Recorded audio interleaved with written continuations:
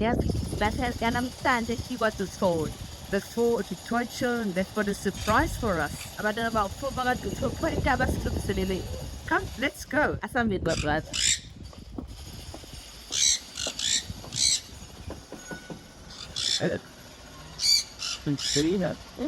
Hey.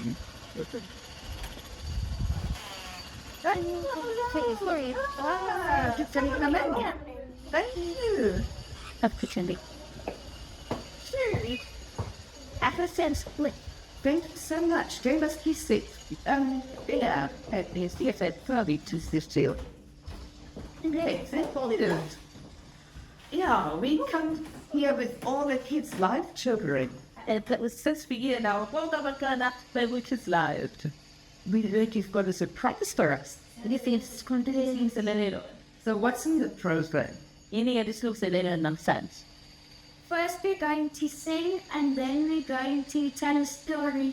Why should which was not going to be poorly because we're still down. That's wonderful. And who's going to pray first? One is coming fashion. Lately. It's pray. I said that thing. Thank you, Lord Jesus, that we can be here for kids' life. Selma was Jesus never for the last CM And help us that we can be a blessing. That all seems today's Wesley's. Amen. Thank you. So, which song are you going to sing for us? You people in the school namhlanje. Going to sing the wise man built his house upon the rocks. Oh, bazoxoxa ukuthi indoda ehlakanipheleyo yakhanda indlu yayo etsheni edwaleni. The wise man built his house upon the rock. The wise man built his house upon the rock. The wise man built his house upon the rock. And the rain came tumbling down. The rain came down and the floods came up. The rains came down and the floods came up. The rains came down and the floods came up. And the house on the rock stood firm. So build your house on the Lord Jesus Christ. So build your house on the Lord Jesus Christ. So build your house on the Lord Jesus Christ. And the blessings will come down. The blessings will come down as the praise go up. The blessings will come down as the praise go up. The blessings will come down as the praise go up. And build your house on the Lord. Now you've got something else on the program, I've heard. Yes. What is that? Yes, khona okunye enakho enisiphathele khona namhlanje. It is the story of the 3 little pigs. Hawu indaba lena-ke indaba yey'nkulumo ey'ntathu. Now, what is this? Is this box? Is it a shoe box? No, it's a video screen. Oh. Oh, so yi-screen lesi abasenzile. So you can open the screen. Uyasitshengisa uDavid ukuthi wenza njani. If you open it like that, then you see that we've made it's just rolls of paper that you stick together. So amaphepha lawa ahlanganiswe ndawonye. And you draw the pictures and color them in. Udweba iy'thombe muse uyayifaka imibala emihle. And then here, and then at the just in the middle of the box, you can say like 20 centimeters apart. You make put two skewers that they come in like here and here. Then you roll your paper around. Uyabona ukuthi khona iy'nduku ey'bambe And stick it lamaphepha. also. Can you hold it a bit up, David, yeah? And then you stick it also, and then you can close it, and then if for the outer thing to, you can then you can make you cut out a thing just big enough for one picture, and then you can make decorations on your screen. And then also for a lock, if you don't want it to open, you can make Okay. something like this where you just put it in through both of the lids, then it will stay closed that you can't open it. Hayi siyabona uDavid uyasichazela ukuthi balenze kanjani leli bhokisi esiscreen, uyasichazela ukuthi bakwenze kanjani phakathi ngebhokisi nje. Okay, now can you tell us the story? I'd like to hear the story. You must tell the kids, live children, the story. So, I think need to put it on. Siyavula ke indaba yakhe. So first, one day on a faraway land, there were 3 little pigs. Ezweni elidala kwakukhona izingulube ezintathu. And their mother said that they are getting old, so they need to go and live by themselves. Uma wabo batshela ukuthi nibadala manje hambani noyiphilela. The mother gave them some money and Uma wabo banika imali. So then they went. So they all wanted to build the same house, different houses, so they were always fighting what house they would build. So they decided to build their own house. So bacabanga phela babefuna izinto ezahlukene ukuthi sokhanda yiphi indlu. Bonke bacabanga ukuthi yiphi indlu ulona lo ozoyikhanda. So the first little pig built a house of straw. Hayi eyokuqala ingulube yona yakhanda nje ngomhlanga indlu. And the second little pig made a house of wood. Eyesibili ingulube yona yakhanda nje ngeengodo. The third little pig made a house of bricks. Eyokugcina ke yakhanda ngeitina. But then at the end of the day, there was somebody who was always watching. Kodwa ngicine khona wehlele eyibuka lezi ngulube. And it was the big bad wolf. Hayi kwakuyilena ipisi endala. He was watching when they were building the houses and when they were eating dinner and when they went to bed. Yayihlala ibabuka ukuthi lapho bedla ngisho beyolala. So then the wolf came to the first little house and he said, "Let me in, let me in." Hayi lempisi le yafika yafika kokuqala kwingulube yokuqala yathi ngivulele ngene. But the first little pig said, "No, not by the hair on my chinny chin chin." Hayi ke yokuqala ingulube yathi ngeke ukubone lokho ngeke uzungene la. So the wolf said, "Then I'll huff and I'll puff and I'll blow your house in." Hayi impisi yathi ngizophephetha ngiphephethe indlu yakho. So that's what he did. So then the pig ran as fast as he could to his brother's house. Hayi bo ya impisi le yaphephetha indlu yaphephuka indlu le ngulube le yabaleka yayongena endlini kafowabo. And then they were staring at the house and they were very scared that the wolf would come. Hayi ke babuka lapha endlini babona bese besaba phela ukuthi impisi izofika. But then the wolf came and said, "Let me in." Yafika impisi yathi ngivuleleni. And then the second little pig said, "No, not by the hair on my chinny chin chin." Yathi le mpisi ingulube yesibili ngeke uzungene la. So then the wolf said, "Then I'll huff and I'll puff and I'll blow your house in." Hayi impisi yathi ngiphephule le ndlu yakho. And that's what he did. He huffed and he puffed and he blew the house in. Yenza njalo impisi yaphephula le ndlu indlu le yaphephuka indlu yayikhandwe ngeingodo. So the 2 little pigs ran as fast as they could to the third little pig's house. Hayi ke lezi ngulube embili zagijima zabalekela zayongena endlini yofowabo. They knocked on the door and the third little pig said, "Okay, I'll open the door." Hayi ke banqonqoza emnyango yasesufowabo ngizovula ngene. They Ngizovula op- ngene. So they opened the door and they quickly got in. Hayi bavula umnyango bangena phakathi. And then the wolf came and said, "Let me in, let me in." Yafika impisi yathi ngivuleleni. But the third little pig said, "No, not by the hair on my chinny chin chin." Hayi ingulube yesithathu yathi ngeke uzungene la. So then the wolf said, "Then I'll huff and I'll puff and I'll blow your house in." Yathi impisi ngizophephula le ndlu yakho. And he tried. Hayi yazama. He huffed and he puffed and he huffed and he puffed. Yazama ukuphephuka le ndlu kodwa yangaphephuki. So then he said, "Don't worry, I'll get you."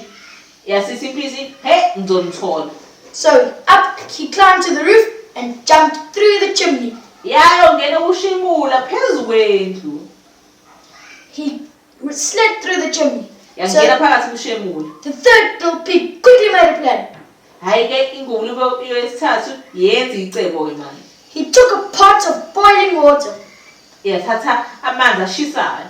and he made a fire under it. Yenza nomlilo phakathi kwebhodo. So then the wolf came flying through the chimney and he landed in the pot.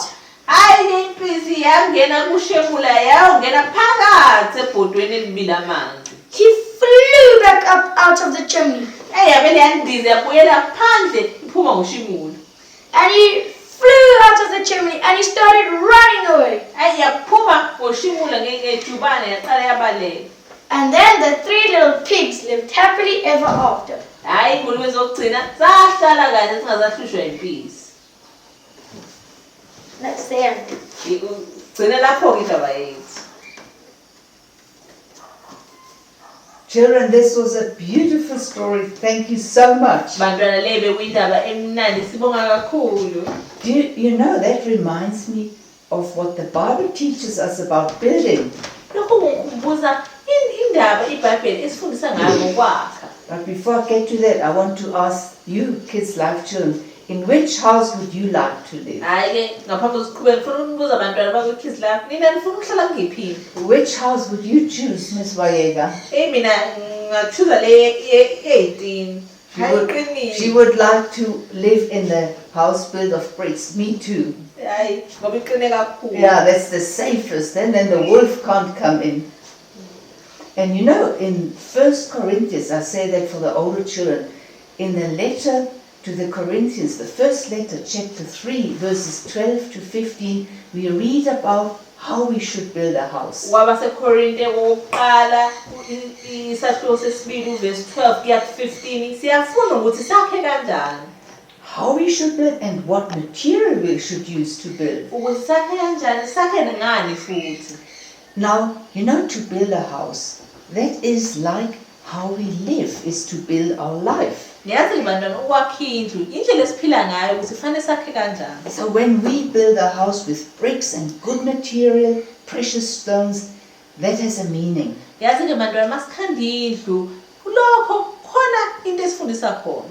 You know, then we love God, we fear God, we obey our parents. Ngaleyo ndlela ke sisiyamsaba uNkulunkulu silalele nabazali bethu. We live a life that is pleasing to God. Siphila impilo ejabulisa uNkulunkulu. Like your song, we build on the rock, the Lord Jesus. Njengeculo leli sisakha edwaleni linguJesu. And no matter what comes our way, God will get us to heaven. Noma ngafikani uJesu uNkulunkulu uzosipha esisezulwini. But you know, that house built from wood. Ngiyayibona ke le ekhandwe ngeingodo nje indlu. What do you think that means? Ngicabanga ukuthi kuchaza ntoni. Right? Maybe it's those children that when they are asked to do something, yes, they do it, but they complain. Ilabo bantwana mhlawumbe ubatshela usibenze into ethile bekwenze kodwa ayi abakwenzisisi kahle bayakhonona. Or they just do it quickly. No, they don't clean right into the corners. Noma bekwenze ngokusheshsha bengahlinisisi. And the homework, they just do the minimum. Hayi mhlawumbe ihomework yakhe iyabo bengayenzi And iphelele. it's always difficult to go to school and to do homework. Hlala kunzima ukuya esikoleni nokwenza ihomework. That's those children that do it with murmuring. Ilabo bantwana bakwenza bekhonona. Now those that build a house with straw, Laba abakhanda ngomhlanga nje. yeah, grass, Ngutshani. that won't last. Lokho nje ngeke ngihlala isikhathi eside. You know, for instance, when you're together, there's a cake and you must share the cake. Mhlambe nindawonye kukhona ikheke ekudinga ukuthi nilidle ndawonye. No, it's those children that when with the first opportunity, they grab the first piece and the biggest, of course. Ilabo bantwana babebona lelo kheke befuna ukuthatha upiece omkhulu ngokuqala. They don't think of the others, they just think of themselves. Abacabangela abanye abantu bayicabangela bona nje. And they even are sneaky. Futhi labo abantu abanokuganga. Yeah, you know, when they do something wrong, to cover up their wrong, they tell a lie. mhlambe mabenza into engalungile ukuze befihle lokho abakwenzile bavele beqamba ngakho. They don't build the house properly. That's not a good life to live. Abakhi kahle akusindlela yokwakha le. That's not pleasing to God. Lokho akumjabulisa uNkulunkulu. The best house is a clean heart, a pure heart.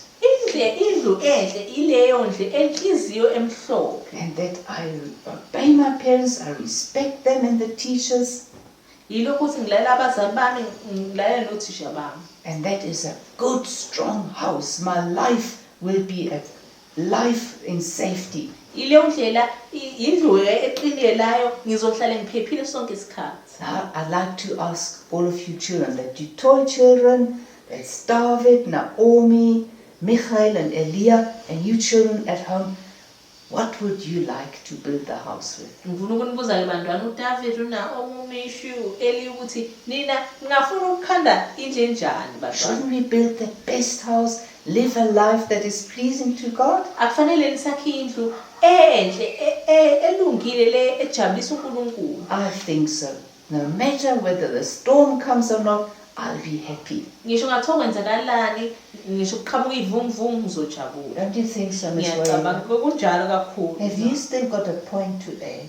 Hayi njengoba beshilo bantwana ukuthi sakhe edwaleni elinguJesu. As we heard, we must build on the rock, which is the Lord Jesus. Futhi simenze uJesu uma ngathini eyisiqalo sethu ifoundation yethu ilapho indlu khona izoqina kakhulu. And if the Lord Jesus is our foundation, then our life will be firm and steadfast. Sakhe kuJesu njalo bantwana. Every day, all the time, we must build on the Lord Jesus Christ. Please, can you pray? Asithandazeni. Let's pray. Nkosi uJesu siyabonga kakhulu ngale ndaba.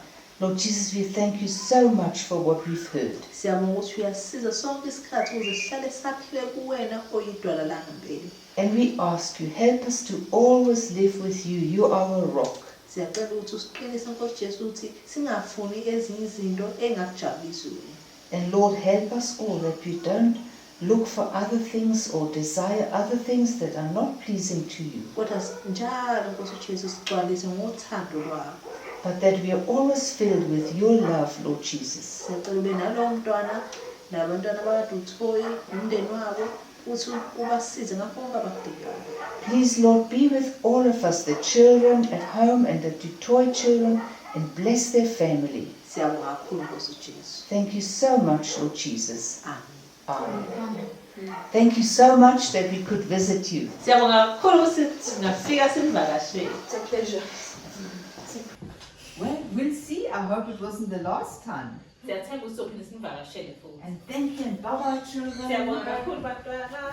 Bye. Bye. Okay, bye Naomi. Okay, let's go.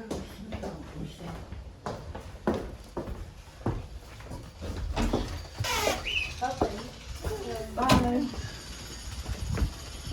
Oh, the sun is still shining, huh?